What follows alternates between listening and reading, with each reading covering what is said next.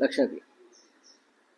आणि त्या दृष्टीनं जिथे ही मुलाखत घेतली जाणार आहे ग्रँड हयात हॉटेलमध्ये, तिथे आता या क्षणी सेट उभारण्याचं काम सुरू आहे. संपेल आता, फार भव्य सेट आहे. त्याची तुम्हाला वाटल्यास फोटो पाठवतो, देतो. ती तयारी सुरू आहे. दोन नेते एकत्र येत आहेत, दोन भाऊ सुद्धा एकत्र येत आहेत. आणि त्यांना आम्ही असं ठरवलंय की मुंबई आणि महाराष्ट्राच्या विकासासंदर्भातच त्यांच्याशी चर्चा करावी. बाकी राजकारणाचे प्रश्न विचारायला भरपूर वेळ आहे नंतर, पण मुंबईसह महाराष्ट्रातल्या लोकांना काय हवंय आणि तुम्ही काय देणार आहात, आपण काय देणार आहात, या संदर्भात सकारात्मक आणि विधायक चर्चा या मुलाखतीतून यावी अशी माझी आणि माझ्याबरोबर जे मुलाखत घेणार आहेत महेश मांजरेकर त्यांची भूमिका आहे. महेश मांजरेकर हे जरी फार मोठे कलाकार, निर्माते, दिग्दर्शक असले तरी ते आज एक मुंबईकर म्हणून मुलाखतीला बसणार आहे. एक मुंबईकर आणि मुंबईकरांच्या ज्या अपेक्षा आहेत त्याविषयी ते दोन्ही नेत्यांना प्रश्न विचारतील. ही मुलाखत नक्कीच जास्तीत जास्त लोकांपर्यंत पोहोचेल याची मला खात्री आहे. सभा होत नाही त्यामुळे काही लोकांच्या मनामध्ये संभ्रम निर्माण होतो की काय वातावरण. सभा कशा करता व्हायला पाहिजे. राज ठाकरे पण काल बाहेर पडणार होते, सभा घेणार होते, चर्चा सुरू. नाही, एक लक्षात घ्या, कोण काय बाहेर चर्चा करताय ना त्याच्यावर प्रश्न घेऊ नका. सभा कधी घ्यायचा याचं गणित आणि याची मांडणी आम्ही केलेली आहे. 9 तारखेला ही पहिली सभा नाशिकला होते. त्यानंतर माननीय उद्धव साहेब संभाजीनगरला जातात. आम्हाला माहिती आहे सभा कधी घ्यायच्या आणि कशा प्रकारे घ्यायच्या. मुंबईमध्ये मैदान अडवून ठेवलेलं आहे, तो वाद सुरू आहे. जी शिवसेना किंवा मनसेच्या महायुतीला सभा घेता येऊ नये या राक्षसी हेतून बरं का मैदानांवरती दगड ठेवले म्हणजे उगाच. तर त्याच्यावरती आता आमची चर्चा सरकारशी सुरू आहे. नाही, स्थानिक लेवलला कार्यकर्त्यांचं मनोमिलन शिवसेनेबरोबर जे झालंय त्यातून सर्वत्र आम्ही एकत्र काम करतो आहोत. उद्धव साहेबांचे पहिल्यापासून एक त्यांच्या कामाची पद्धत आहे, सभा घेण्यापेक्षा शाखांपर्यंत पोचावं आणि प्रत्येक शाखेच्या बाहेर एक लहानशी सभा होतेच आहे. लोक जमत आहेत, अधिक लोकांपर्यंत पोहोचून संवाद साधावा हे त्यांचं पहिल्यापासूनचं धोरण आहे. मुंबईमध्ये एकच अतिविराट सभा घ्यावी याच्यावरती आमचं एकमत आहे. राऊत साहेब, आता प्रचार सुरू झालेला आहे. अजूनही दोन्ही ठाकरेंचे अपक्ष बंडखोर रिंगणात आहेत. कारवाई अजूनही होताना दिसत नाही. अनेकांवर कारवाई झालेली आहे. अजिबात दिरंगाई नाही. दिरंगाई कशाला होईल. परवा आम्ही कारवाई केली नाही, एक यादी आली, अजून एक यादी येईल. होणार.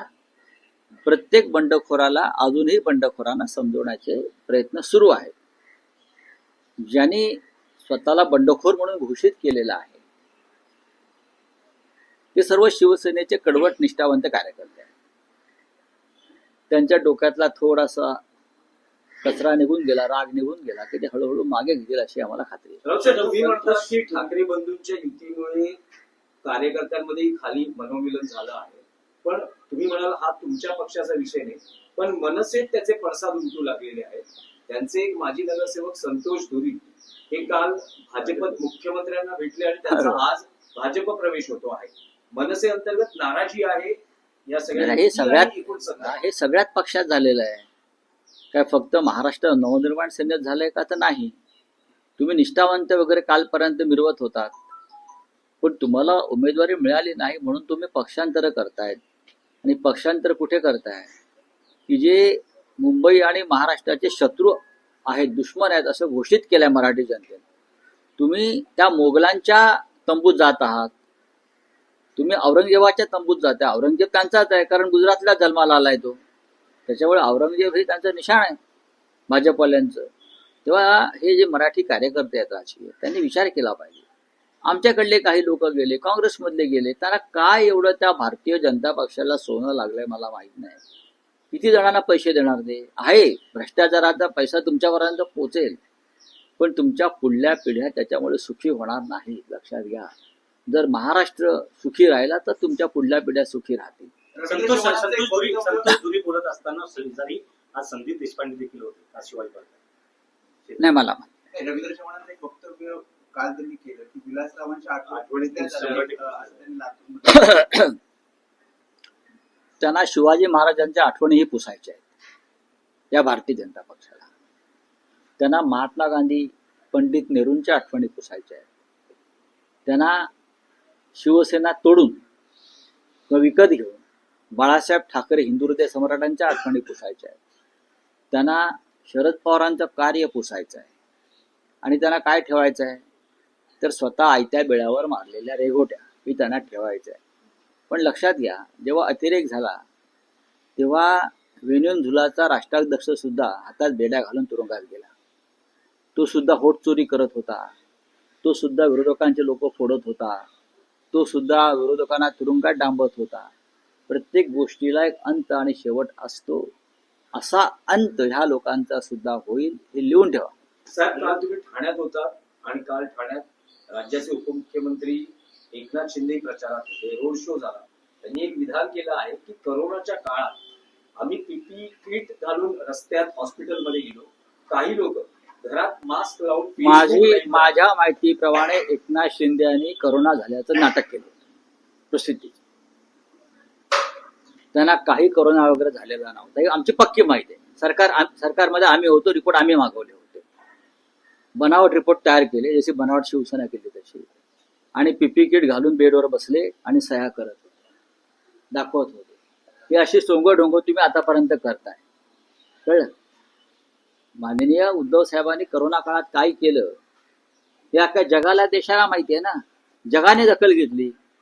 मग धारावी असेल, मुंबई, जगाने दखल घेतली. वर्ल्ड WHO जागतिक आरोग्य संघटनेने दखल घेतली. आता जागतिक आरोग्य संघटनेत तर शिवसैनिक नाहीयेत ना. जर तिकडे तुम्हाला पैसे देऊन रिपोर्ट बदलता आला असता तर तुम्ही बदलला असता, ते तुम्हाला जमलं नाही. पण जागतिक आरोग्य संघटना, न्यूयॉर्क टाइम्स,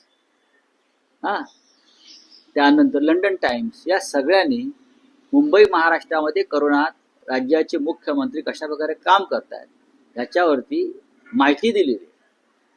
मोदीने कौतुक केलंय स्वतः. हे काय सांगतात, हे यांना काय करोना वगैरे अजिबात झालेला नाही. उमेदवारी मागे घेण्यासाठी मध्यरात्री मला उचलण्यात आल्याचा आरोप एका अपक्ष उमेदवारानं वॉर्ड नंबर 135 निवडून केलेला आहे, ज्यामध्ये निवडणूक आयोगाने दखल घ्या. एक विषय आहे की एवढा सगळा मुंबई महापालिका आणि 29 महापालिकांचा निवडणुकीचा प्रचार सुरू आहे. विशेषतः महत्वाचं म्हणजे मुंबई महापालिका. मी असं म्हणाल का हा आमच्या पक्षाशी संबंधित विषय नाही, पण महाविकास आघाडीतला तुमचा मित्र पक्ष सध्या काँग्रेस आहे कुठे, अशी एक राजकीय वर्तुळात चर्चा आहे. नाही, काँग्रेस तर आमच्या नव्या आघाडीत नाहीये. नाही, पण प्रचारामध्ये जो गाजावाजा जे ठाकरे बंधूंच्या युतीचं दिसतंय, बीजेपी शिंदे शिवसेना दिसतंय, तर प्रचारातून थोडस आता हा प्रश्न तुम्ही काँग्रेसच्या नेत्याला विचारायला पाहिजे. राजकीय नेते आणि तुमचे एक म्हणजे महाविकास काँग्रेस जेवढी प्रचारात नसेल तेवढा आम्हाला फायदाच आहे ना. हे काही ठरलेलं आहे. बोले हिंदी में क्या, बोले हिंदी में क्या है, हिंदी में क्या है, क्या है. कल रोड शो थाने में हुआ, उसमें मुख्यमंत्री एकनाथ शिंदे प्रचार के दरमियान जो है ठाकरे बंधु के ऊपर टिप्पणी. और क्या कर सकते हो, उनके पास और है क्या. जब तक वो ठाकरे बंधुओं के ऊपर टीका टिप्पणी करेंगे तब तक उनको भारतीय जनता पार्टी में महत्व मिलेगा. उनका जो जिसे हम मराठी में भांडवल बोलते हैं, इन्वेस्टमेंट बोलते हैं, वो वही है. ठाकरे बंधुओं के ऊपर बोलना बंद करेगा तो उनको उनके हाथ से शिवसेना और उनका हमारा जो चिन्ह है, सिंबल है, वो निकाल देंगे. इसी काम के लिए तो अमित शाह ने उनको रखा है ना, उसकी उनको सैलरी मिलती है ना. चले, थैंक यू.